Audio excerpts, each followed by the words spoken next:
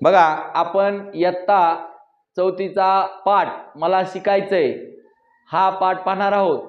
या पाठाचे लेखक आबा गोविंदा महाजन हे आहेत। या पाठामध्ये एक मुलीचा संघर्ष, शिकण्याचा संघर्ष या पाठामध्ये रेखाटन केले आहे आबा गोविंदा महाजन यांनी। या पाठामध्ये एका खानदेशातील गावामध्ये एक पती पत्नी राहत होती। ते रोजंदारीचं रोजगार करून मजुरी करून आपले पोट भरत असत।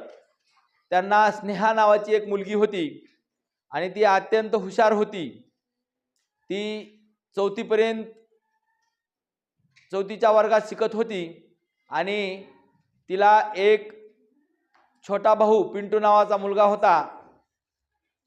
असं हे कुटुंब त्या गावामध्ये राहत होते आणि स्नेहा अतिशय हुशार अशी मुलगी, तिला तिच्या गावामध्ये चौथीपर्यंत शाळा होती।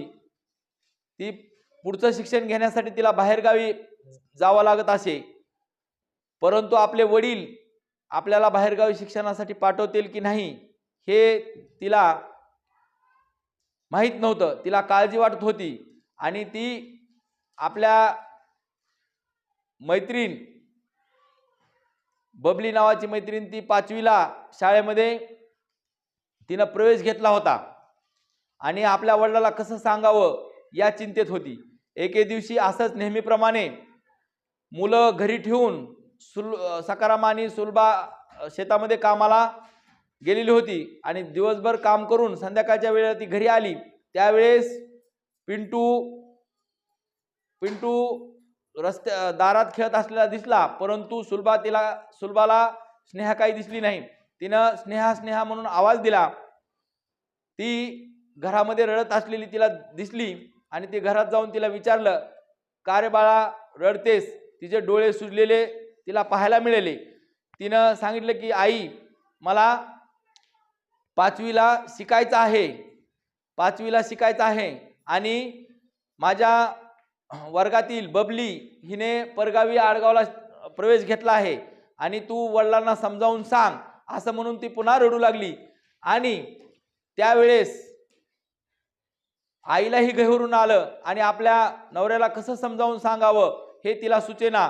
तेवढ्यात सकाराम भाऊ हातपाय धुवून तिच्यापाशी आले आणि तिला म्हणाले की बाद झालं, तुला आता 4थीपर्यंत शिक्षण दिलेलं आहे, इथून पुढचं शिक्षण आता आपल्याच्यानं देणं होणार नाही, आपली गरिबीची परिस्थिती आहे आणि तुला आपला लहान भाऊ पिंटूला सांभाळायचं आहे।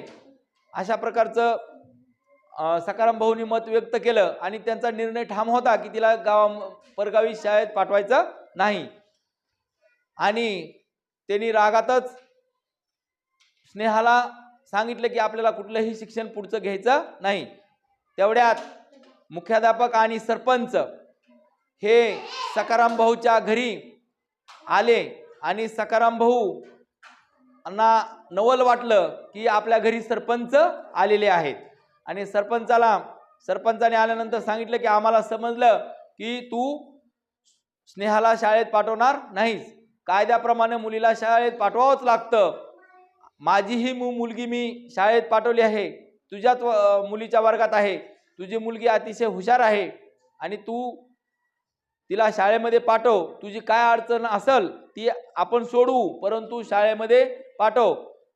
आडगावला अर्धा तासाच्या अंतरावरच ते गाव आहे, एसटीनं जा ये करील आणि माझ्या मुली आणि तुझी मुलगी एकमेकाला सोबत होईल आणि ते शाळेमध्ये जातील। तेवढ्यात मुख्याध्यापक पोटतिडकीने बोलू लागले आणि मुख्याध्यापक सकाभाऊला म्हणाले, सकाभाऊ, तुमची मुलगी अतिशय हुशार आहे, शिष्यवृत्तीच्या परीक्षेला बसली आहे आणि चांगल्या पद्धतीनं तिचा अभ्यास आहे, तिला शाळेमध्ये पाठवा, कसल्याही प्रकारची तिला अडचण करू नका। तुमच्या सोबत सरपंचाचीही मुलगी शाळेत जाणार आहे बबली, आणि तिच्याबरोबर तुम्ही शाळेत पाठवा। अशा प्रकारचं मुख्याध्यापक आणि सरपंच यांनी सकाभाऊला समजुतीच्या स्वरामध्ये सांगितलं आणि सकाभाऊला समजून मुलीला शिक्षणासाठी पाठवण्यासाठी त्यांनी तयार केलं। तिला समजुतीनं सांगितलं की आपल्या भागातील आपल्या भावकीतील कोणीही मुलगी शिकलेली नाही आणि तुलाही काही शिकायची गरज नाही, अशा प्रकारचं त्याचं मत होतं. परंतु मुख्याध्यापकांनी सांगितलं की आपल्या जिल्ह्याची जिल्हाधिकारी कोण आहे, कलेक्टर महिलाच आहे, आपल्या पोलीस स्टेशनचं इन्स्पेक्टर कोण महिलाच आहे, आपल्या दामोअण्णाची लेख ही डॉक्टर झाली आहे आणि आपणच आपल्या मुलीबरोबर असा भेदभाव का करायचा, अशा प्रकारचं मुख्याध्यापकांनी त्यांना समजावून सांगितलं. आजकाल मुली इंजिनियर, डॉक्टर, वकील सगळ्या क्षेत्रामध्ये काम करतात. आपणही आपल्या मुलींना शिकवलं पाहिजे आणि मुलींचं शिक्षण करून त्यांना पुढे नेलं पाहिजे.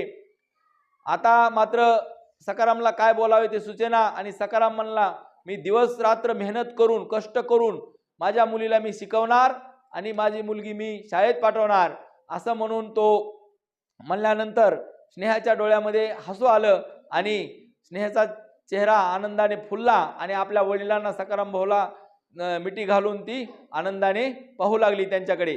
अशा प्रकारचं या पाठामधून एका मुलीची 5वीला शाळेत जाण्यासाठी जी व्यक्तिरेखा आहे ती अतिशय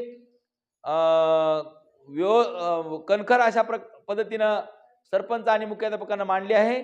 त्या सकाराम भाऊच्या आणि त्याची पत्नी यांच्या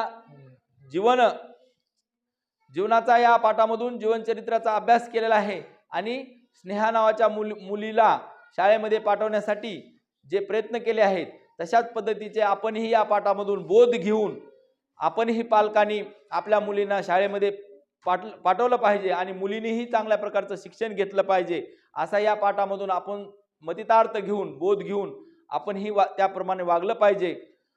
या पाठामध्ये कठीण शब्दार्थ आहेत. 5वीला मनबी माझं पण, माले मला, चौथी लोक चौथीपर्यंत, शिकवलं, शिकिसन शिकवलं, गरिबीची, एसटी मा म्हणजे एसटीने, तनपेक्षा त्यापेक्षा, शाळा, बशीसन बसून, संभाये सांभाळ, अचंबा आश्चर्य, रगतन रक्ताचं, करसू करेन, अंडरले मुलीला तुम्ही तुझी, म्हणी माझी, शेना म्हणजे आहे ना, अशा प्रकारचे कठीण शब्द आहेत.